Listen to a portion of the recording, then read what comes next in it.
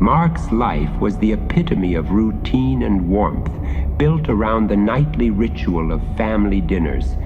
These gatherings were an anchor, a time for joy, mundane updates, and the comforting banter of his wife and 2 children. Their home, an old Victorian beauty purchased at a bargain, had always felt alive with their presence. One autumn evening, as amber leaves skittered across their lawn and the sun dipped below the horizon, a sense of stillness pervaded the house. It was unusual, as laughter and chatter typically filled the air by this hour. Mark, returning early from work, decided to utilize the quiet by cleaning the attic. Amidst the attic's forgotten treasures and trinkets, Mark discovered an old yellowed newspaper clipping tucked into the crevice of a weathered suitcase. The headline screamed of tragedy.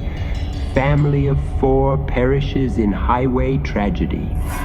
A chill ran down his spine as he read the names, his wife's, his children's, and inexplicably his own.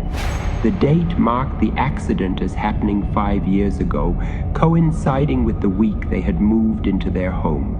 The sound of laughter and clinking dishes floated from below, a stark contrast to the cold dread enveloping him. Shaking, he descended the stairs, the clipping crumpled in his fist as reality seemed to warp around him. The dining room door, once an entry to warmth and light, now loomed like a gateway to the unknown. He pushed the door open, half expecting to see his family there, to laugh off the absurdity of his fear. But the room was silent and aged, draped in cobwebs and dust. The furniture was arranged for a family meal, with 4 chairs pulled back from the table as if its occupants had just left.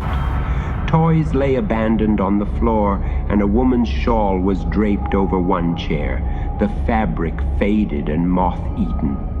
A sense of vertigo overtook him as Mark tried to reconcile the scene before him with the memories of the past 5 years. Had he been living with ghosts?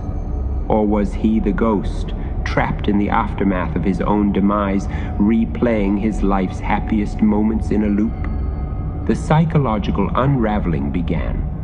Mark found himself trapped in a liminal space between the living and the dead, questioning his sanity, grasping for the tangible while the intangible held dominion over his senses.